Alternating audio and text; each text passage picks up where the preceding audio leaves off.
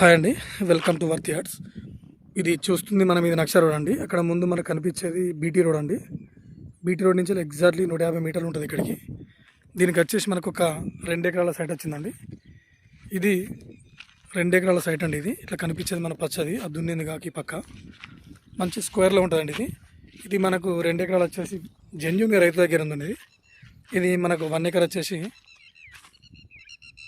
26 lakhs చెప్తున్నాడు అండి. ఇది 26 లక్షలు చెప్తున్నాడు. ఇది మనకు ఇది దూల్మిట్ట మండలికి జస్ట్ 2 కిలోమీటర్లు, 1.5 నుంచి 2 కిలోమీటర్లు ఉంటుందండి.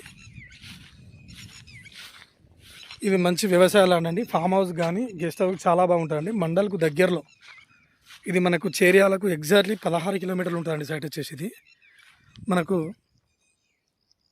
మంచి స్క్వేర్ అండి. మనకు బ్యాక్ సైడ్ కనిపిస్తుంది అండి, అక్కడ వరకు అండి. ఇది మనకి కుమరవెల్లి మల్లన్న టెంపుల్కి వచ్చేసి ఒక 22 కిలోమీటర్లు ఉంటుందండి.